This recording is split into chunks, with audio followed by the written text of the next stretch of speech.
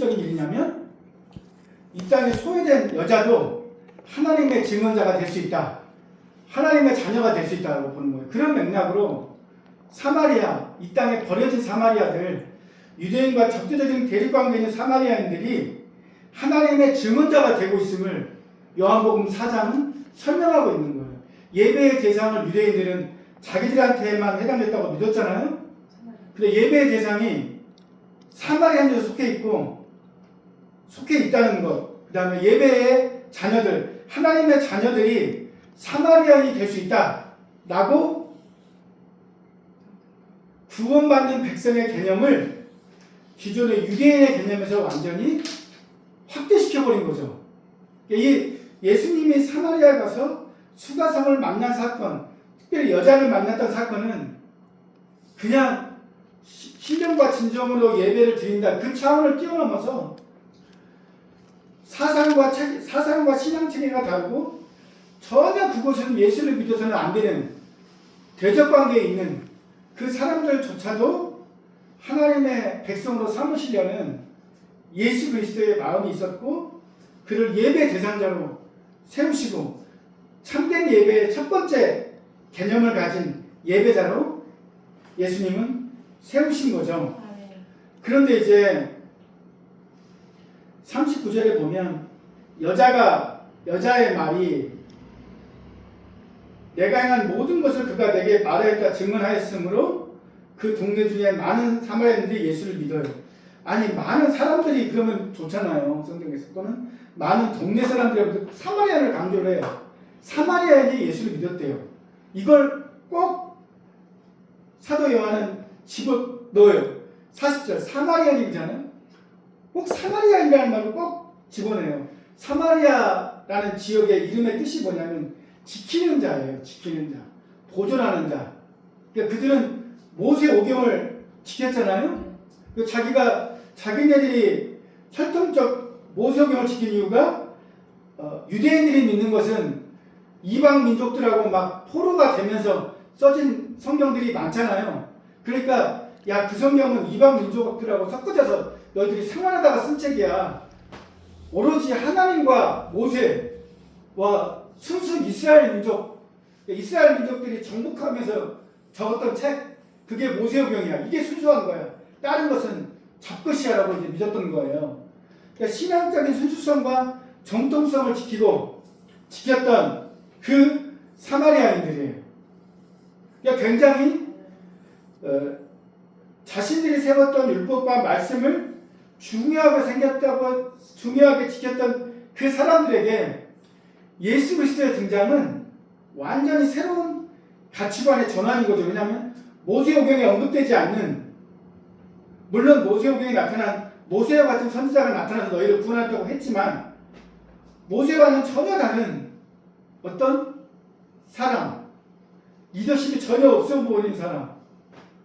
모세는 군대라도 이끌고 왕자의 아들이나 신분이라도 활약하고 가문도 좀 빵빵했지만 이 예수님은 그런 게 없잖아요. 가문도 빵빵하지도 않고 하루만 12지 다 데리고 그 다음에 뭐 지팡이도 뭐 있는 것도 아니고 뭐 권능을 막 같이 행했지만 모세처럼 수많은 사람을 대도하면서 하진 않았잖아요. 지금까지는. 그러니까 그렇게 자신이 세웠던, 자신들이 배우고 익혀왔던 그 전통과 신학적 체계를 완전히 흔들어버리는 거예요. 그런데 예수님이 와서 자기들과 함께 유하기를 청해요. 사마리아는 먼저 청했어요. 근데 예수님 한번 볼까요? 유대 땅을 떠났던, 유대나 갈릴리 땅을 예수님이 떠나잖아요. 예루살렘을 또 떠나서 왔잖아요. 왜 그래요? 바리새인과 사두개인들과 지도자들이 예수님의 세력이 확장되니까 경계에서 예수님에 대한 죽음에 대한 모의를 하고 갈릴리 나사렛에서는 예수님을 배척했잖아요. 그러니까 유대에서는 배척하는 무리와 환영하는 무리가, 두 무리가 함께 있었지만 그래도 배척하는 무리가 더 많았잖아요. 지도자층에서는. 그런데 이상하게 사마리아인들은 예수께 와서 자기들과 함께 유하기를 청하는 거예요. 예수님이 바리새인 지도자들 중에 청한 집이 있었나요? 물론 좀 있었어요. 세리 같은 사람도 있었고 뭐 있었지만 실제로 자기 집에 와서 예수님과 함께 유한적인 성경 본문에 보면 유대 지도자 중에 그렇게 많이 없었어요. 그냥 소외된 마을에 들어가서 치료하는 집에 가서 예수님이 묵으셨고 그랬지, 바리새인 지도자들이나 서기관들 지도자 집에 가서 거한 적은 거의 드물었었어요. 그런데 사마리아인들이 예수께 와서 자기들과 함께 먹고 자기를 청해요. 완전히 신학의 체계가 다른 사람이 예수께 와서 자기들과 함께 잠을 청한다는 사실은 뭐냐면, 같은 사마리아인들끼리는 갈등이 일어날 수밖에 없는 거죠. 야, 저 집에 유대인 남자가 12명 때가 와서 잤어. 야, 그러면 안 되는 거 아니야?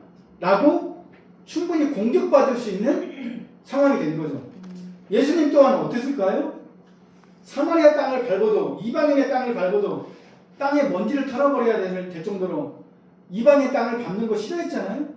사마리아 땅 밟는 거 부정하게 생각했었잖아요. 열두제자도 마찬가지잖아요.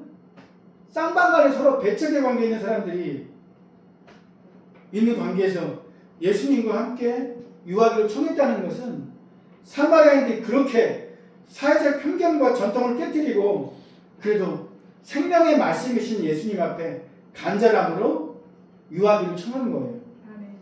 거기서 예수님이 하루도 아니고 이틀간 예수님께서 잠을 자요. 요한계시록 3장 20절 한번 볼까요? 우리 너무 잘 아는 말씀이에요. 우리 담임목사님께서 많이 외쳤던 본문이라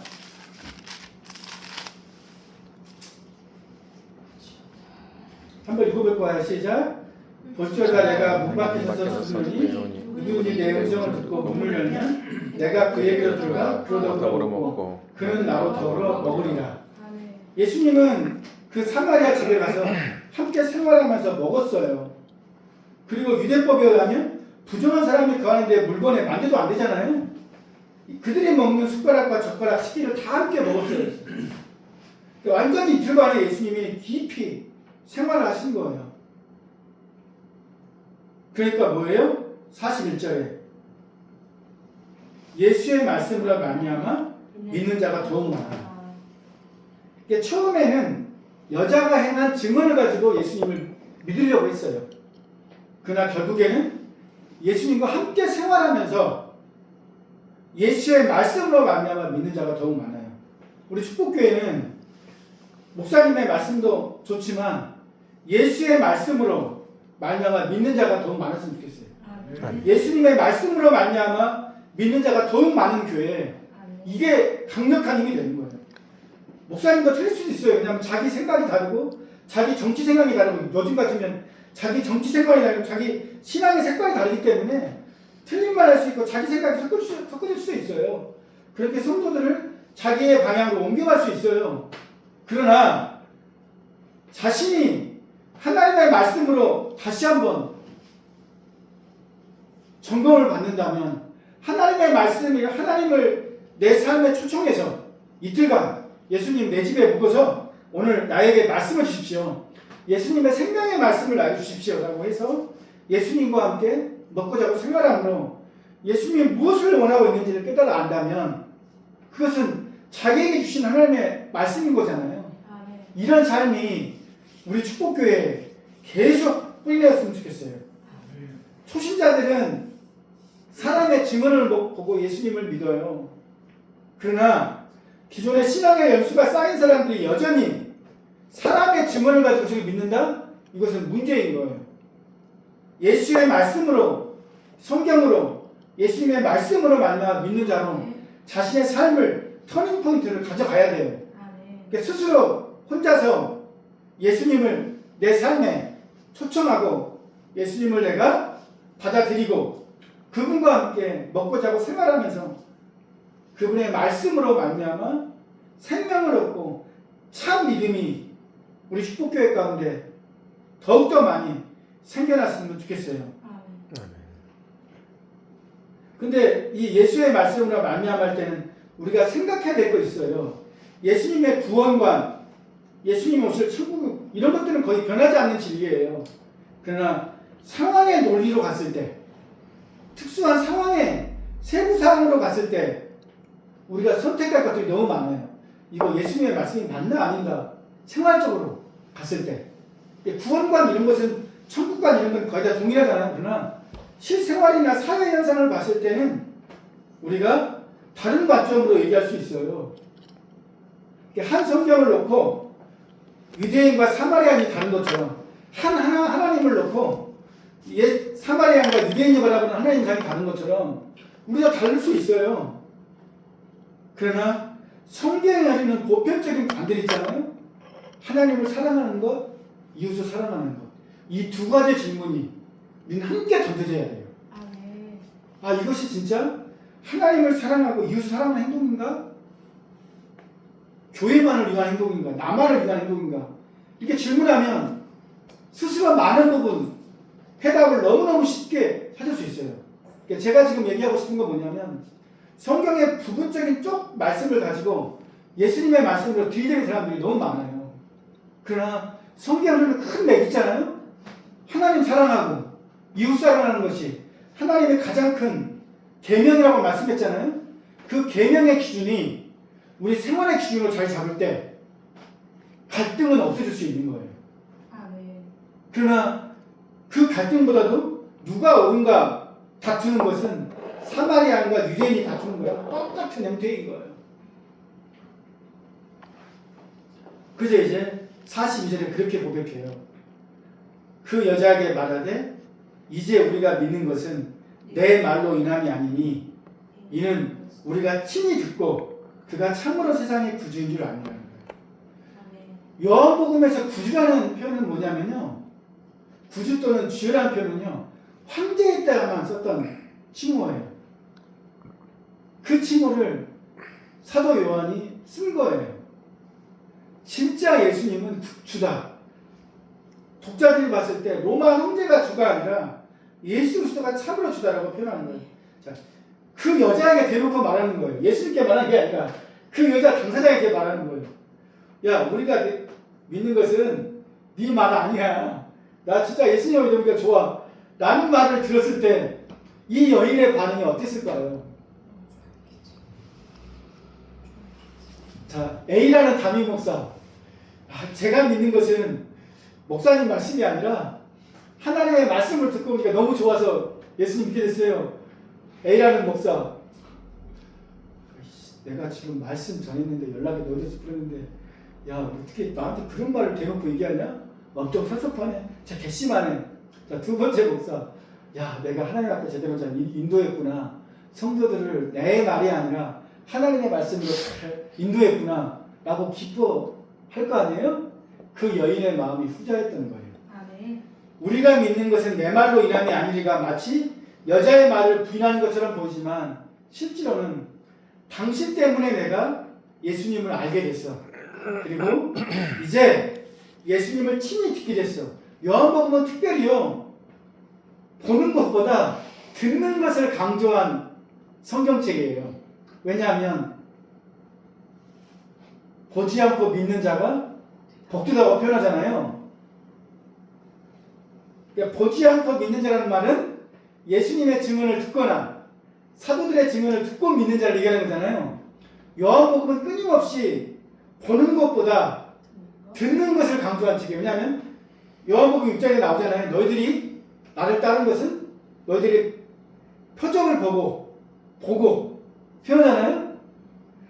그들이 따랐다는 것은 시각적인 효과예요.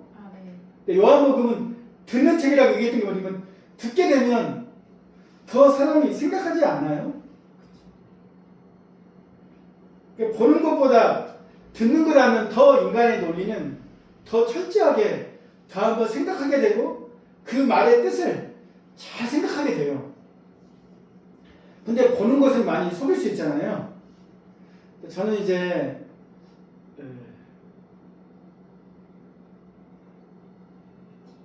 여기 근데 제가 보면서 사마리아잖아요.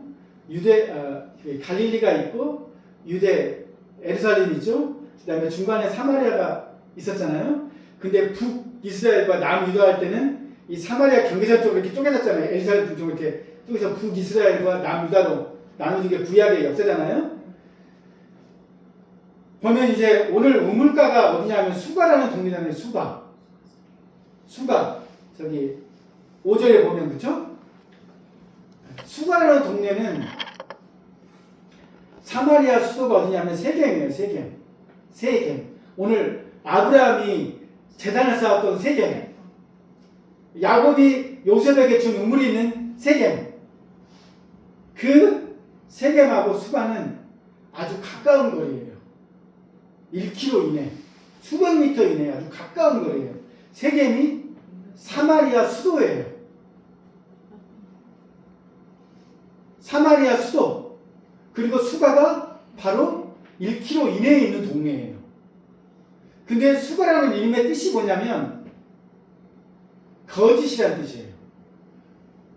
유대인들이 뭐라 부르냐면 야 너희들 예배 쳐서 그리심 타임하고 정했잖아.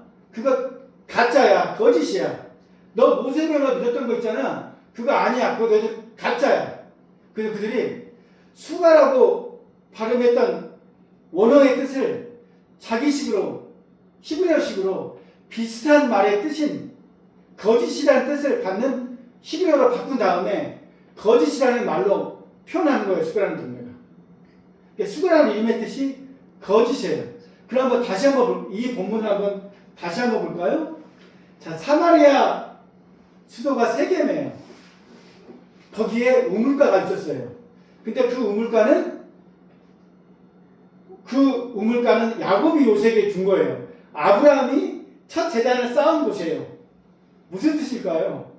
아브라함의 언약의 자손이고 야곱이 너희가 존경하는 야곱의 조상이 있는 땅, 그 땅은 너희들이 버려진 땅이라고 했지만 아브라함이 첫 제단을 따졌던 땅이고 아브라함이 허락한 땅이었고 요셉이 야곱에게 준 사랑하는 땅이었다.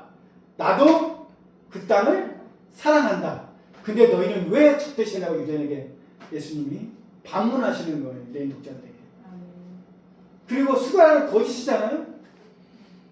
그 거짓이라는 땅에 예수님의 참 진리, 요한복음의 진리라고 하잖아요. 참이라고 표현하잖아요.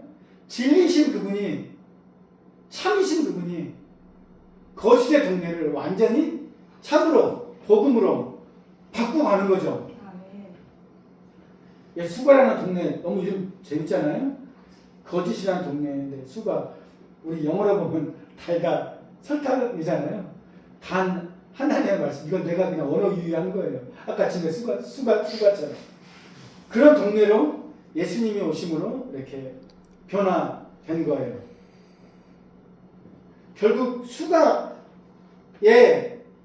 예수님의 복음이 들어가는 것은 복음이 전혀 들어갈 것 같지 않는 사마리아 수도 세겜 근처에서 예수님이 하나님의 백성임을 사마리아 수도를 통해서 예수님이 증언하신 거죠. 마치 미군이 일본 할 때 그냥 원자폭탄 투하시켜서 한 번에 승리를 이룬 것처럼 예수님이 사마리아 땅에도 하나님의 복음이 임하는 땅인 것을 이 수가성을 통해 예수님이 회복시킨 거죠. 저는 그래서 수가성을 방문한 목적이 이제 해석이 되더라고요. 제 나름대로 이렇게. 왜 예수님이 그 수많은 땅에서 예수님이 유대 땅하고 사마리아 땅하고 경계선인 수가라는 지역을 갔을까? 그러니까 결국 저는 세겜에서 그 답을 찾았고 수가라는 이름에서 답을 좀 찾았던 그런 곳이에요. 그래서 그 수가가 이제는 진실로 하나님의 생수를 터지는 곳으로 이제 변화된 우물가가 변화된 장소가 된 거죠.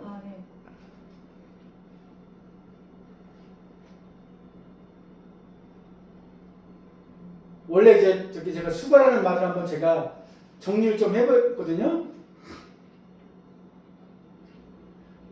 사마리아의 종교적 중심지 도시였던 세겜을 경멸하고 조롱하기 위해서 유대인들은 발음이 비슷한 다른 단어로 불렀대요. 마치 언어 유희라는 거죠. 히브리어 셰켈이라는 단어가 세겜이랑 좀 비슷하잖아요. 세겜 좀 비슷하잖아요. 좀 발음이 좀 혀가 좀 안 맞으면.